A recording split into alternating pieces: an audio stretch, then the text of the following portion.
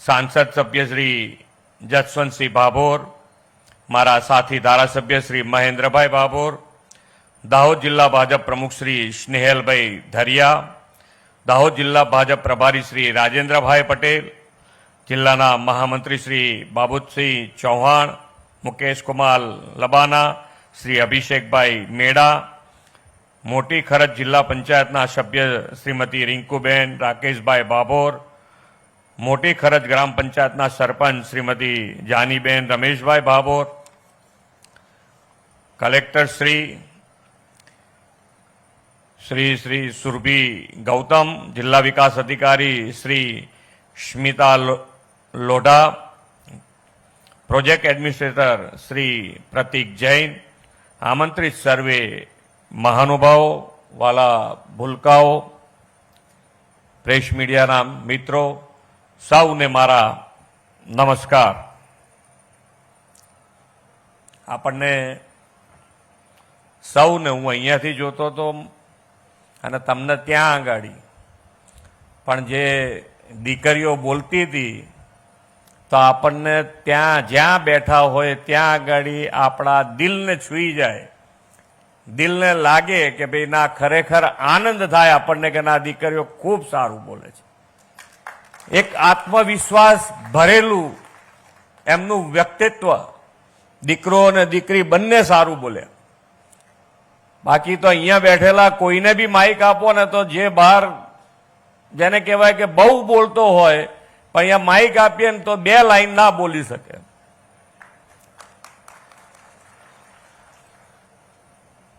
के माननीय वडाप्रधान श्रीए जे बीज नाख्યું તું આજે વટવૃક્ષ થઈ ગયું છે એનો આપણને અહેસાસ થાય છે।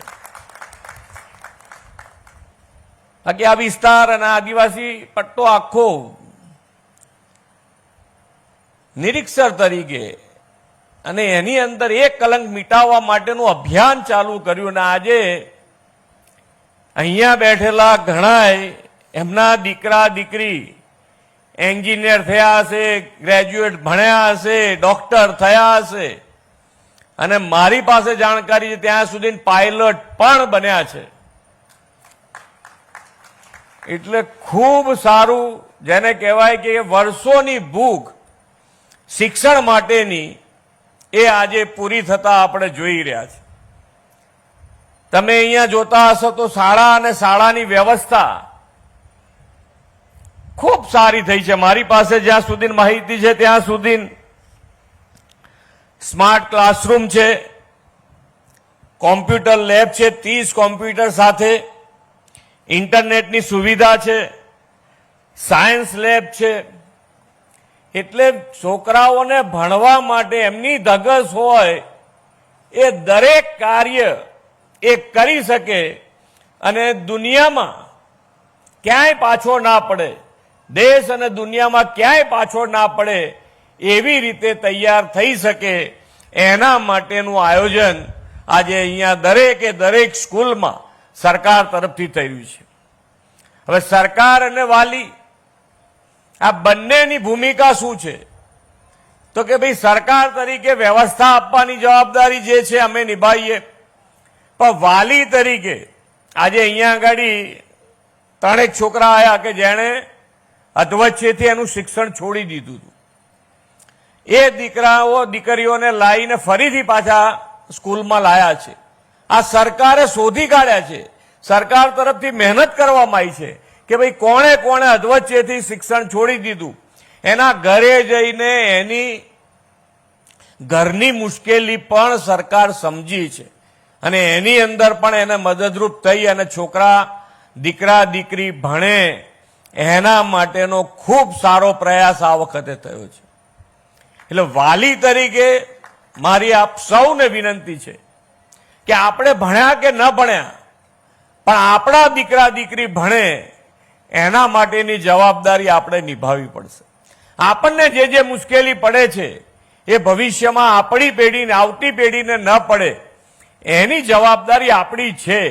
અહીંયા રેગ્યુલર સ્કૂલે આવે છે, રેગ્યુલર સ્કૂલે આવે છે કે નહીં એનું તમે મહિનામાં એકાદ વખત પોતાની સ્કૂલે જઈને આટો મારો। એસએમસી છે, અહીંયા વાલીઓની સમિતિ બનાવેલી છે, પણ એ વાલીઓની સમિતિ કઈ જેટલા વિદ્યાર્થી છે બધાની સમિતિ ના હોય, પણ દરેક વાલીએ મહિનામાં એક વખત સ્કૂલનો આંટો મારવો જોઈએ. અહીંયા કેટલે 1 કિલોમીટરની પેરીફરીમાં છે બધું, 1 કિલોમીટર જ છે ને, શાળાનું અંતર જ 1 કિલોમીટર છે. તમારે જે ટાઈમ મળે એ ટાઈમે સવારે વહેલા સ્કૂલે આવીને કાં તો સાંજે કે બપોરે કોઈ પણ ટાઈમે આવીને શિક્ષકને મળવું જોઈએ ભાઈ. અને મળશો તો તમે તમારા દીકરો દીકરી શું ભણી રહ્યો છે, કેવી રીતનું ભણી રહ્યો છે, ક્યાં કચાશ છે, સ્કૂલમાં કચાશ છે તો સ્કૂલમાં કચાશ હશે તો સ્કૂલની કચાશે દૂર થશે. અને ઘરમાં આપણું ક્યાંક ધ્યાન નહીં રહેતું હોય તો એ ધ્યાન રાખવાનું પણ આપણને જાણવા મળશે. અહીંયાથી ખૂબ સારી વાત કરી કે ભાઈ સ્વચ્છતા, તો અત્યારથી છોકરાઓ તમે જુઓ સ્વચ્છતા માટેનું આગ્રહ કરી રહ્યા છે લોકો. અને એ દરેક જણ, આજ કાલે પણ મારી વાત હતી કે આજે તમે જુઓ તો કોઈના ઘરમાં અહીંયા બેઠેલા જો અત્યારથી મોબાઈલ ચાલુ છે, લાઈટ અહીંયાથી દેખાય છે, એટલે દરેકના ઘેર મોબાઈલ છે, દરેકના ઘરે મોબાઈલ છે જ. નાના નાના છોકરાઓના હાથમાં મોબાઈલ આવે છોડે જ નહીં. પછી ટીવી છે. અત્યારે ખૂબ આનંદ થાય કે આજે અહીંયાથી 3 દીકરીઓ નેશનલ ગેમ રમી આવી, રગ્બીમાં નેશનલ સુધી રમવા ગઈ. આપણા ગુજરાતનું ગૌરવ છે, આ ગામનું ગૌરવ છે, આ શહેરનું ગૌરવ છે. આપણને ગૌરવ થાય કે દીકરાઓ એમની જાતે મહેનત કરે છે, એમની જાતે મહેનત કરે છે. અને આ જુસ્સો ટકાઈ રાખવો પડે. આપણે તમે ને અમે સાથે રહીને આ જુસ્સો ટકાઈ રાખવાનો છે. દીકરા દીકરીઓનો જુસ્સો આપણે ટકાઈ રાખવો પડે. વ્યસન મુક્તિ આપણે ઘરે કદાચ કોઈ વસ્તુ ખાતા હશો, મસાલો ખાતા હશો, બીડી પીતા હશો કે કંઈ બી કરતા, છોકરાઓને ના વર્ગે એનું ધ્યાન તો રાખવું પડશે. આપણે જ કોણ રાખશે બીજું ધ્યાન? અને તો જ આજે જે પ્રમાણે સ્વાસ્થ્ય સારું હશે તો જ આપણે આગળ વધી શકીએ.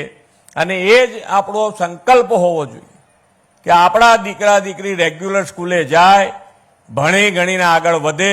અત્યારે સરકાર તરફથી જે સ્કોલરશીપ માટેની આવક મર્યાદા જે 2.5 લાખ હતી એ પણ આપણે 6 લાખ કરી દીધી છે.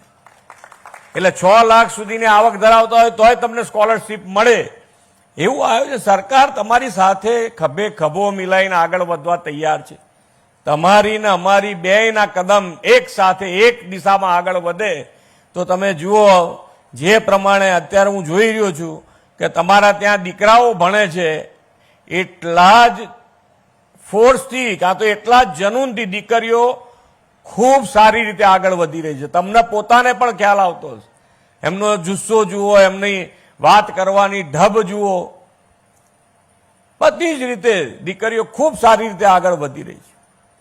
અને આ જે માનનીય વડાપ્રધાનશ્રીએ શાળા પ્રવેશોત્સવ શરૂ કર્યો ત્યારથી શાળાઓમાં અત્યારે 2 યોજનાઓ, જે નમો લક્ષ્મી યોજના ને નમો સરસ્વતી યોજના, આ 2 યોજનામાં દીકરીઓને 9 થી 12 ધોરણ ભરે એટલે 50,000 રૂપિયા, અને નમો સરસ્વતીમાં જે 11-12માં સાયન્સમાં ભણવા જાય તો દીકરા અને દીકરી બંનેને 50,000 રૂપિયા મળે.